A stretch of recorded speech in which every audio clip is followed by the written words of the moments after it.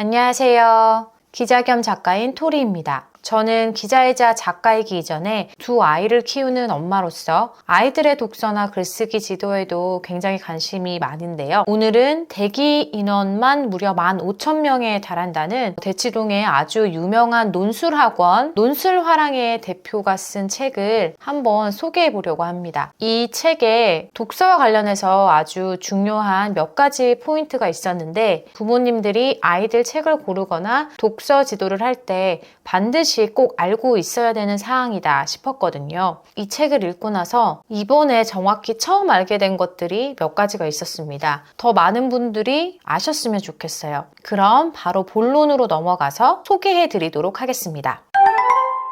자, 이 책은 책의 중후반부에 중요한 내용이 집중적으로 몰려 있습니다. 건질 게 아주 많은데요. 그 중에서도 가장 유용했던 것을 세 가지로 나누어서 소개해 드리겠습니다. 첫 번째는 추천 도서 목록을 의심해라입니다. 보통 부모님들이 책을 고를 때 흔히 누가 추천하거나 유명하다고 하니까 혹은 어디서 큰 상을 받았다고 하니까 읽게 하는 경우들이 많이 있습니다. 그런데 이 책에서는 그런 권장 도서 목록을 신봉하지 말라고 단호하게 경고합니다. 그 목록 중에 아이가 읽기에 부적합한 책들이 사실 꽤 많이 있기 때문인데요. 반드시 부모님들이 먼저 읽어보고 분별을 한 다음에 아이들에게 책을 읽게 하라고 권하고 있습니다. 자, 그러면 어떤 책을 피해야 할까요? 이 책의 좋은 점은 어떤 책을 조심해야 하는지를 굉장히 자세히 알려주고 있다는 겁니다. 동화 속에 의외로 어른들이 봤을 때 잔인한 장면들이 있는 경우가 많습니다. 예를 들어서 오즈의 마법사는 거의 시작과 동시에 서쪽 마녀가 깔려 죽잖아요. 또 헨젤과 그레텔에서 마녀는 화덕에 갇혀서 죽어버립니다. 그런데 이 책에서는 그 동화의 문법 안에서는 그렇게 큰 문제가 되지 않는다고 보고 있습니다. 정말로 조심해야 할 것은 그림책의 외양을 하고 있지만 사실은 아이가 아니라 어른을 위한 동화책들이 생각보다 많이 있거든요. 그런 걸 조심해야 합니다. 세계관이 중요한데요. 아이가 아니라 어른을 위한 책은 세계관이 다릅니다. 여기서 별 3개가 필요합니다. 그러니까 읽어서는 아이들에게 별로 좋지 않은 동화의 가장 대표적인 유형이 실존주의 철학을 담고 있는 책들입니다. 실존주의라는 게 결국은 현실 세계의 부조리, 모순, 존재의 허무 같은 것들을 다루잖아요. 이런 그림책들의 특징은 주인공들이 굉장히 정서적인 허기, 불안정 상태에 놓여 있습니다. 주변의 도움을 이야기가 끝날 때까지 제대로 받지 못하고 주인공이 나쁜 일을 하고도 벌을 받지 않고 끝나는 이야기들도 있습니다. 이게 현실에서는 자주 있는 일이지만 이런 주제를 다룬다면 이건 봉하라고 하기는 어렵다는 게 이 책의 저자의 생각이거든요. 우리 아이들이 읽었다고 생각하면 정말 아찔하다 싶은 정도의 그런 책들도 있다는 겁니다. 이런 책들은 어른들이 보기에는 좋을지 몰라도 사실 아동기에 어린이가 읽기에 좋은 동화는 절대로 아니라는 겁니다. 문제는 이렇게 어린이가 읽기에 부적합한 책 중에서 라가치상처럼 아주 큰 세계적인 아동문학상을 받은 책들이 솔찬히 있다는 거예요. 유명하다고 해서 읽힐 게 아니라 부모가 반드시 책을 미리 한번 보고 이 책의 세계관, 이 동화의 세계관이 어떤지 점검을 한 다음에 우리 아이에게 읽힐지 말지를 결정해야 된다는 겁니다. 자, 그 이유는요. 아동기 독서에서 가장 중요한 부분은 바로 독서를 통해서 아이들의 이상적인 세계관을 만드는 것이기 때문인데요. 세상은 신뢰할 만한 곳이다. 또 사랑이 넘치는 곳이다. 이런 믿음을 가진 아이가 결국에는 선하면서도 정서적으로 바른 어른으로 성장할 수 있다는 거거든요. 그런데 만약에 아직 가치관이 형성되지 않은 아이들에게 부조리와 모순 같은 걸 먼저 노출시켜버린다면 이 아이가 굉장히 혼란스럽고 불안해질 수가 있다는 겁니다. 저는 이 책 저자의 이런 관점에 정말 동의하고 그래서 이 책 자체에 대한 신뢰감이 많이 높아졌어요. 제가 매주 출간되는 굉장히 많은 어린이 책 신간도 검토를 하고 있거든요. 정말로 그 책들 중에 실존주의적인 관점 정말 많이 있습니다. 어느 날 어른이 갑자기 동물로 변한다거나 공룡으로 변한다거나 정체성의 혼란을 다룬 그림책, 사회에 굉장히 어둡고 불편한 이면과 상처 같은 걸 담은 그림책도 많이 있습니다. 그런 책들을 볼 때마다 이거 어디까지 보여줘야 되지? 아이들에게 이 세상의 불편함을 어디까지 어떻게 소개해야 할까? 보면서도 좀 긴가민가 할 때가 많이 있었거든요. 예를 들어서 주제는 분명히 실존주의 철학인데 그림체가 굉장히 아기자기하고 예쁘다거나 이 정도는 보여줘도 되지 않을까라고 있을까라고 생각하고 고민한 적이 있었는데 이 책을 읽고 좀 정리가 확실히 됐습니다. 사실 몇 권 보여준 것도 있거든요. 그래 좀 후회가 됩니다. 여러분은 같은 실수를 하지 않으셨으면 좋겠습니다. 자, 두 번째, 아동기까지는 비판적 읽기를 해서는 안 된다는 점입니다. 신선하면서도 정신이 번쩍 드는 내용이었어요. 여기에서 아동기는요, 사춘기가 본격적으로 오기 전까지 최소한 3학년, 4학년 정도라고 책에는 나와 있는데요.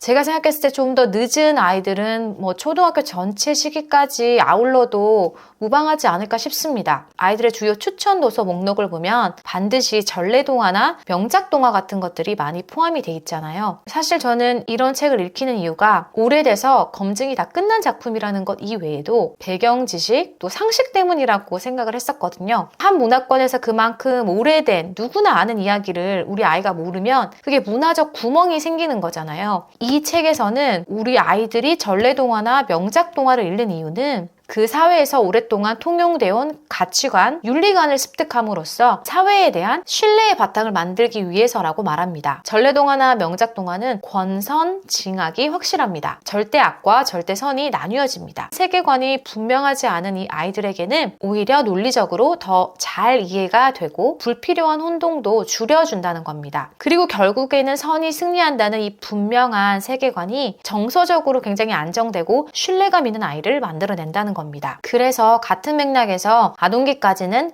비판적인 읽기를 해서는 안 된다는 겁니다. 예를 들어서 내가 흥부전을 아이와 함께 읽는데 옆에서 우리 아이의 비판적 사고를 돕겠다며 막 논리적으로 따지고 들면서 과연 이 게으르고 가난한 흥부가 선하다고 할 수 있나? 놀부는 부자가 되기 위해서 열심히 최선을 다해서 노력한 인물이 아닌가? 이런 질문을 던지기 시작하면 아이들은 가치관에 혼란이 옵니다.